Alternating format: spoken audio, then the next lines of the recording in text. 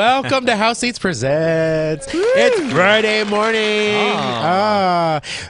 Just so you know who that is in the song, that's Bette Midler sampled into there. Really? And happy 71st birthday to Bette Midler today, too. Happy birthday. Happy birthday, Bette Midler. Yay, coming to my house. We said at the top of the show we weren't going to be the gayest show because we've been the gayest show for the last, several episodes. The bar is set for you. I think so. Your roommate is actually Justin Rodriguez, who we just had on here too. Yeah. So Justin is in Boston. He is. Justin. I just dropped him off last night. Did you? Yeah.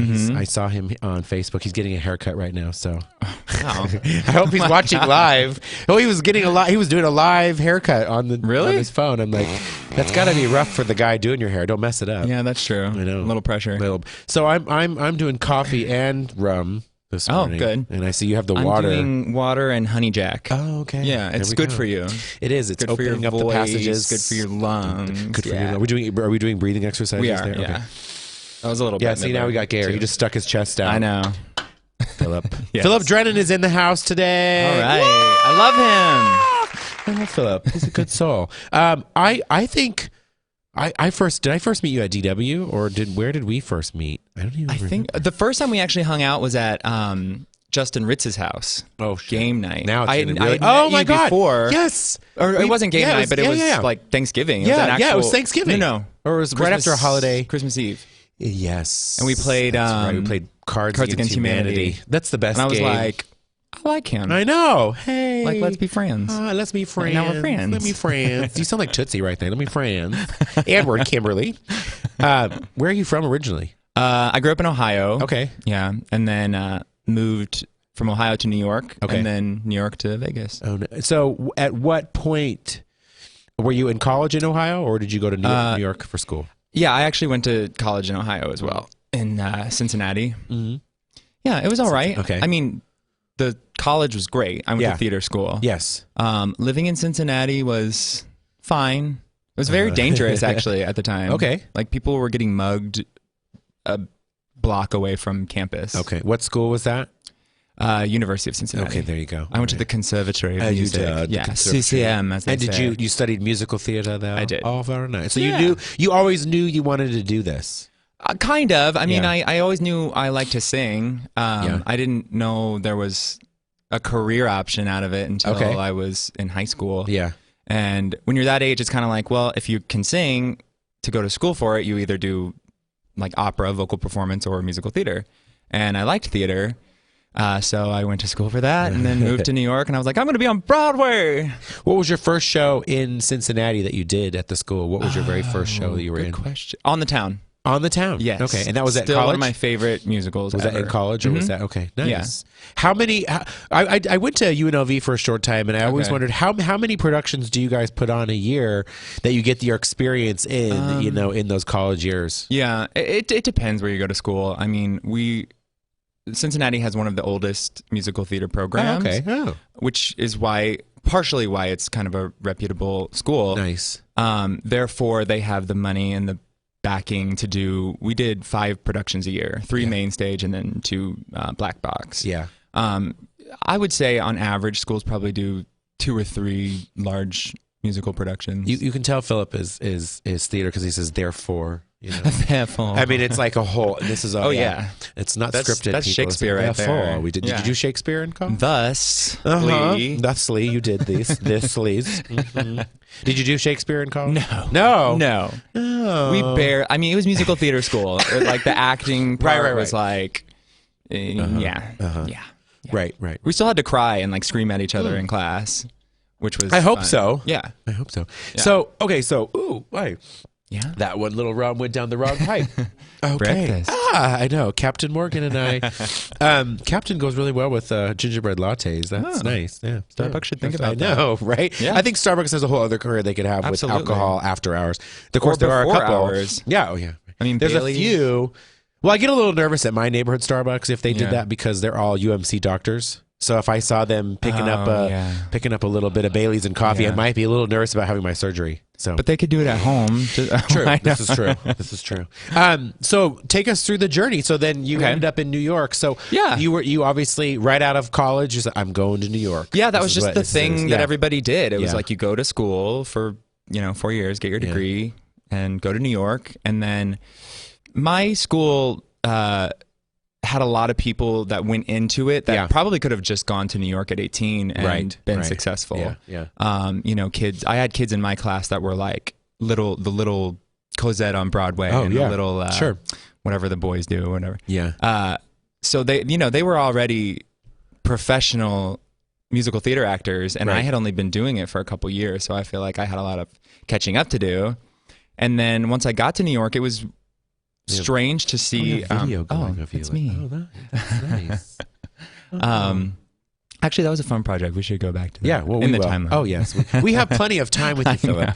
There was no rushing. There was no rushing here. Actually, we can bypass this story because the point of it was that most of them got on Broadway, and I was like, what do I do? What was your first audition in New York? Oof. And how scared did you pee your pants?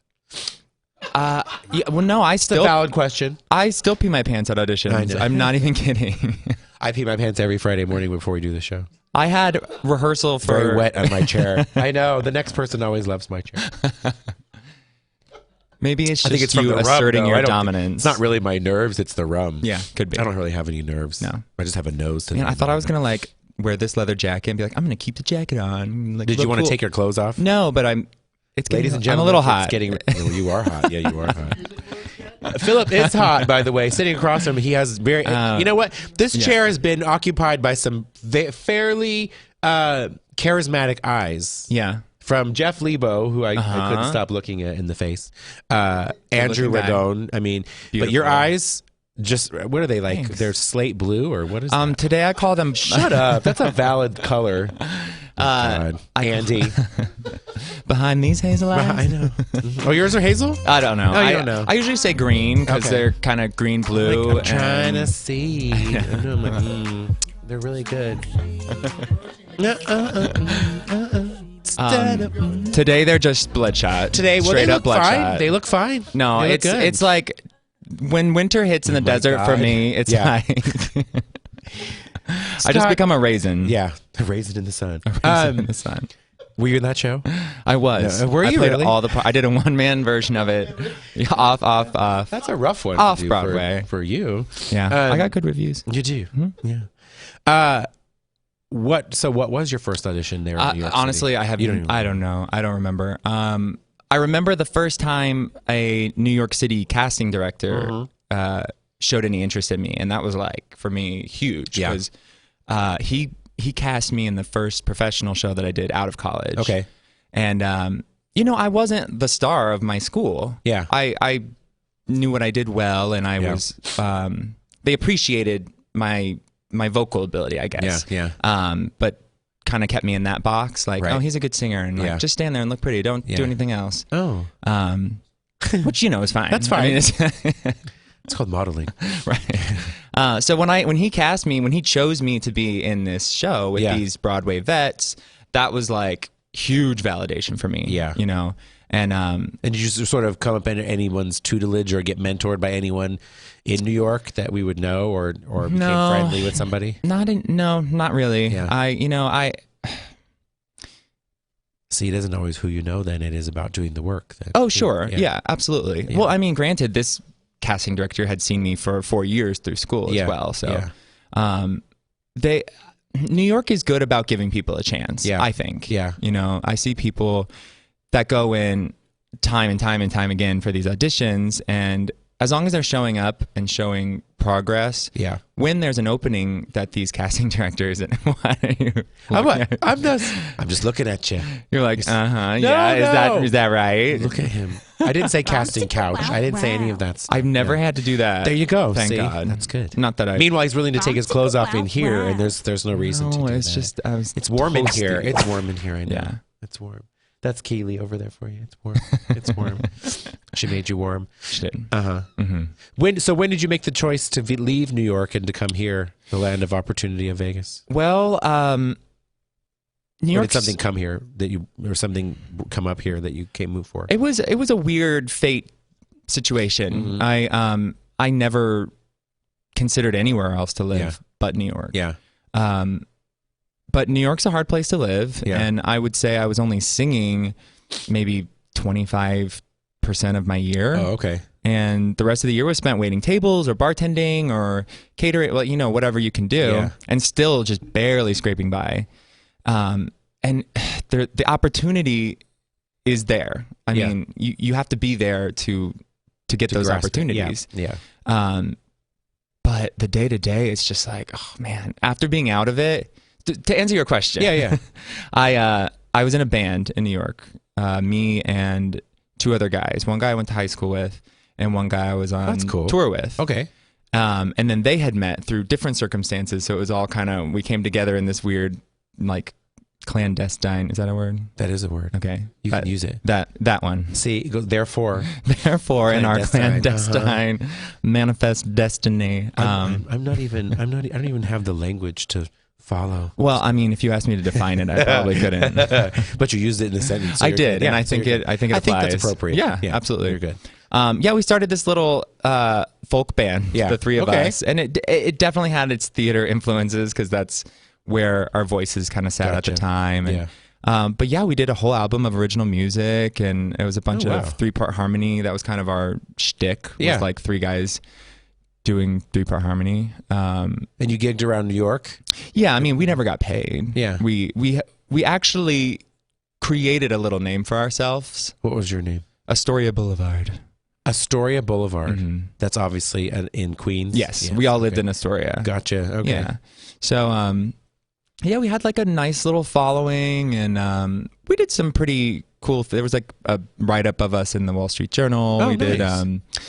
We were on this like top 100 live performances to catch in New York thing. Like, you know, we were making the beginning steps of making a name for ourselves and potentially going somewhere with it. Nice. What happened to Astoria Boulevard? You all went solo careers?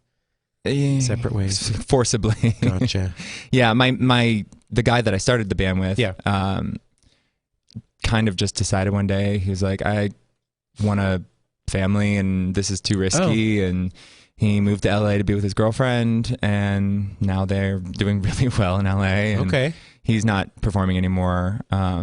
He started his own catering company, actually. Oh, okay. So you all have it's so funny. Like, I mean, I've had the restaurant for 6 years. I really haven't had, because Vegas isn't the same as New York, but I really haven't had a lot of aspiring actors as waiters or waitstaff or bartenders or anything like that. Well, but I mean, in that world, you guys often do that. Sure. And that's why I've stayed in Vegas, because like I said, I was singing 25% of my year. Now I sing 100% of my year. And I fully fund myself off of singing.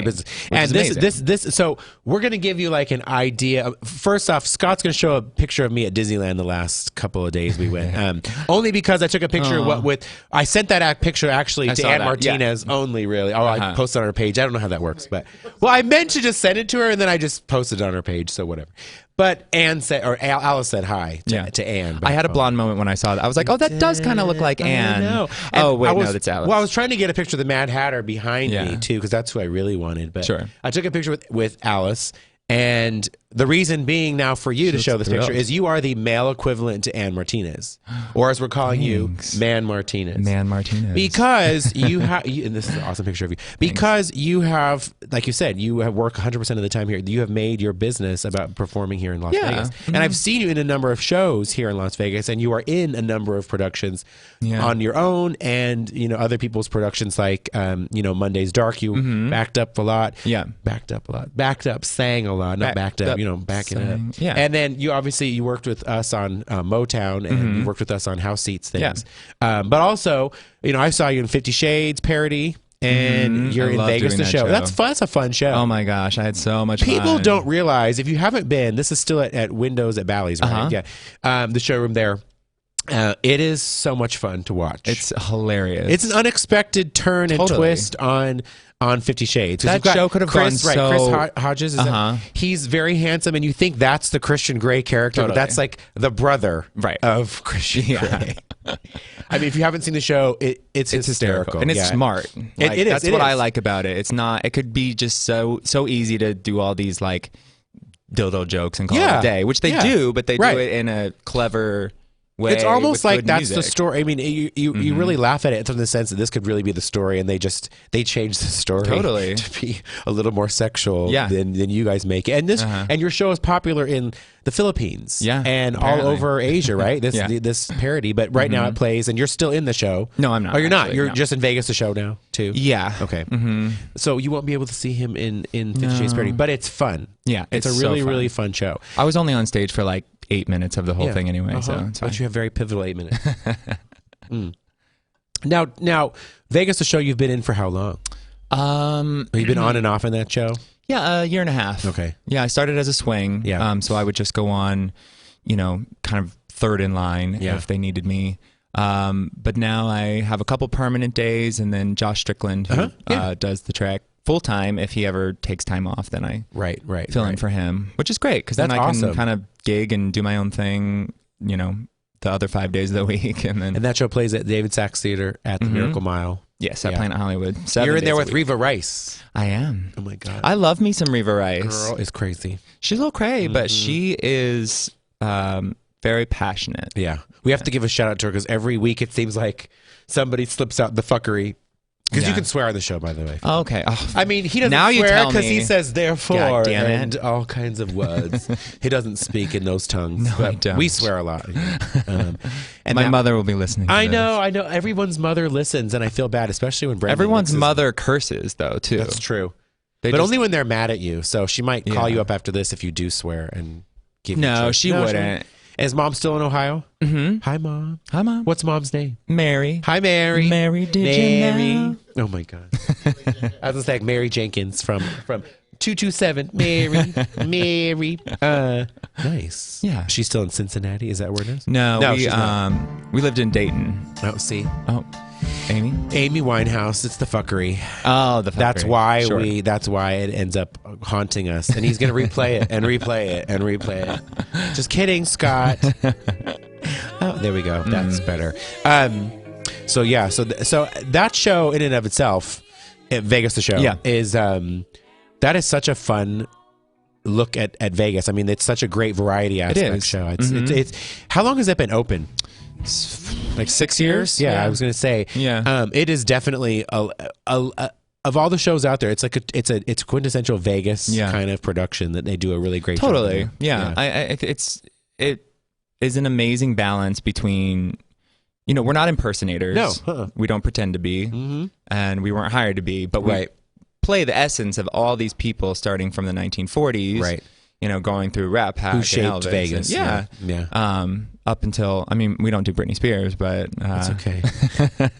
She does a good job impersonating herself. So. that's true. That is true. We just saw that show. Like I saw it for my 4th time. Yeah. I think maybe 3rd time. I have to say, I had so much It's fun. fun. At that No, show. it's a and fun show. I'm a Britney fan as much as I'm like I don't know, like, do you like Shakira? Like, yeah, sure. Like, Yeah, exactly. I'll go. yeah, I'll go. I'll go. Yeah, it's free. Yes, I'll go for sure. No, my brother-in-law surprised us because it was his birthday, and it was me, my sister, and my partner Jason, and we all went. And this is like his 8th time seeing the show. He's a big, So he's like a big fan. He grew up with that. Like I grew up with Whitney Houston, but I can't go see her now unless I go to.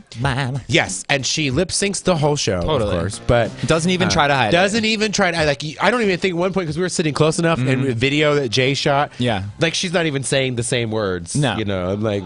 Yeah. Girl, please. But we'd love to have you on the show. She's thinking about that Del Taco after, like, that is in the forefront of her You know mind. what? Her body is kick ass. No, she looks amazing. I think she got a She boob earned that job Del since Taco. last time. Yeah, I think she got a boob job since the last Welcome time. to I saw her. Vegas. I know, right? She had to step it up. I think I liked her because, yeah, I've never been a huge fan because Yeah. she can't really sing. Whatever. No, right. But she's cute. Yeah. And got super gay. In here. she might be listening to this, so I'm going to try to be. Yeah, it's all right. It's awesome. But the moments where, like, I swear, like, her weave was kind of falling out at one point, and she was just, like, tucking it back. She, like, kind of slipped at one point. She has genuine reactions to all these things that's just, like, sorry, y'all. Like, she's so, like, Bubbly. I mean, yeah, personable, exactly. I I mean, think. she hits every frame. She knows it really Totally. well. She's been doing this forever. Yeah. But yeah, the show is very well put together for sure. Where was I going with that? Oh, we were talking about Britney Spears in person. Vegas and how they've, how Vegas has evolved as production. Yeah, it's fun to get to do. There's not many showgirl or any there's Jubilee's gone, and then all those other they're gone. They're showgirl shows. That's not Vegas anymore. Yeah. So it's nice to kind of. You guys brought back. I mean, you guys, and in an odd twist way too. Shows like Enoch's show, like Zombie Burlesque. They have a different kind of showgirl on that show too. Totally. I mean, but they still keep that sort of alive in that way, and that's why Vegas is show. We were scrolling through here, and there was a video of you doing a pilot series. Is that tell us about that, and tell us how you got into television. A friend of mine actually wrote the screenplay. Is that what it's called? Whatever. Screenplay. Yeah. Or no, the pilot. Or wrote the pilot. Yeah, the TV. Obviously, I'm very seasoned in television. He knows. He's right there up there with the Shakespeare. Totally. Therefore, when you were in the pilot. Therefore, when I did the pilot. They actually brought me on to write. Oh, that's not it. That's not it. That's not it. That's okay. There you go. That's me. I was supposed to be the nerdy boyfriend. Okay. But they brought me on to write music. Okay. And I wrote that song. Okay. And they're like, "Do you want to just play the part?" And I was like, "Hell yeah!" Yeah. So I had done other little things as far as time commitment, and this was a bigger time commitment. Not even really for me, but just in general. Right. And it did kind of make me be like, I don't really want to do TV and film because it's just so much sitting around, and you have to get it right. Like I go back and watch that now, and the whole thing turns out great. It's about this girl who gets into an accident and she's going to die, but the devil, will save her if he takes her soul. Kind of that old, that old story where the devil takes your soul. That'll. Yes, he helped us get into all the businesses we're in now. Yeah, we sold everything. Totally, right? Absolutely. Therefore, and therefore we have rum. I think actually, if you just say that, if you're in a conversation, you don't know what to add, you can just be like, the devil made me do it, or therefore fuckery. Fuckery. Oh. Yeah. Oh, that's Dan, who I started the band with. Okay. The one who right here. Yeah. Okay. That's your high school friend? No, we met doing this tour. Gotcha. Yeah. Okay. Nice. That show was so much fun. Were there cruise ships involved in your life? No. Oh, the first one. Oh my gosh. Yeah. I think every single person I've interviewed for the last 47 episodes have all said, when I was in my cruise ship days. Oh, thank the Lord. I never did it. I feel comfortable saying this now that I know more about that world and that it's a difficult world to survive in, and you have to be on top of your game. And those singers, people that they're amazing. Yeah. The dancer, everybody, you have to be very talented. But I was kind of told that that's not something that, I would want to do. Yeah, yeah. You get a huge cross section of people, and you perform in front of, I'll tell you this story real fast. I know we went on a cruise recently, and I'd worked for Blue Man Group 16 years ago when I first landed in Vegas, and these people, they had Blue Man Group on the boat. It was a Norwegian cruise line, and the Norwegian cruise line is a little bit older. The only I've only been on one cruise. Yeah. It was with Norwegian. So we're in there, and I remember 16, 17 years ago trying to hand out tickets in the Luxor to people playing like, hey, come and watch the show. Like, I don't understand what that is, Blue Man, whatever. To see it now where these people are filing into their seats, older folks, and going, oh my God, you haven't seen the Blue Man Group? They're amazing. And I just had this moment of like, oh my gosh, 16 years ago, we couldn't give these tickets away. Right. And now it's a full house on the cruise ship of people going, did you see them? I saw them in Chicago. I saw them in New York. I saw them on tour. Which, who would think to take that gamble? Right. I have this idea. Yeah. 3 bald guys, completely blue. Oh, yeah. Throwing shit at people. And it's funny. Their story. They just celebrated, I think, 25 years of Blue Man. I think, and they came out with a book. But yeah, they did thousands of shows before one of them got injured and realized they put someone else in who had been like a stand-in, and realized one of them had seen it and seen the show that night and said, I can make a business out of this and make people Blue Men. So smart. There we go, and they became. I've never auditioned for it, but I've heard stories about it. You have to be a certain height. Therefore, but to have good eyes, and he already has them. So And you don't know my drumming ability. I don't know. Try it. It's not. Scott loves when you bang on the table. I know. Don't do it. No, Don't it sounds do like a crazy rigorous. Oh yeah, I know. He will shoot us down. That's the Republican in him. So normally we talk about what I had done over the. We missed that part. I'm just going to really quickly scroll over that so you can see. We went to a Carrie Underwood concert. Love her. I know. I have. First of all, when I went to the show, I was at T-Mobile Arena last week. I thought for some reason I was going to a Kelly Clarkson show, because different idol. I didn't even know. Okay, I have to believe. And then Fantasia Barrina walked out, and I was like, "What is this?" I have to believe she's probably the most popular idol winner now. Yeah, because probably. She filled a T-Mobile Arena pretty much. Yeah. And I was surprised at all the songs that I didn't know of hers. To give you a picture of the crowd difference, we'd gone to a Kanye concert like a couple weeks before. It was a crazy, crazy energy to come into this space. She is amazing. I mean, her stage presence is. Kanye put on an amazing show too, but she had this stage that just went up and down, and there was confetti, and there was lasers, and for a country show, which is her roots. Right. She brought the house down. She did "I Will Always Love You," Dolly Parton-ish version, paying homage to her. She did an amazing job, and she sang the whole way through. Yeah, her voice is great. Stellar performer. Is that some type of person that you would aspire to be, as something along those lines? Yeah, totally. I mean, I think when you sang at home in your bed with like a the microphone or a little broom or whatever it is you used, Yeah. What did you sing? What did you feel? I don't know. I really only sang for my one little gay friend, Billy, who ladies and gentlemen, and I was his one little gay friend. Oh, that's cute. Yeah.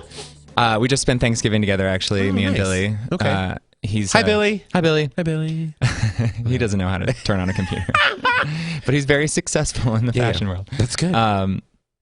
Yeah, I would sing for him. I mean, we just grew up on the 90s jams. Yeah. So I always say, Mariah Carey taught me how to sing. Yeah. Like, the reason I can do any vocal tricks is because I just would literally listen to her and learn all of her intricate little runs. She has quite a range too. Yeah. And when I was a young lad, I could actually hit the. Oh, and do you know how much she's gotten paid for this song, though? Oh, man, like I know. over $50 million in royalties, and it is the quintessential Christmas song now. Yeah, definitely. I love that we're ending on Mariah. Have you seen Mariah's show? I have not.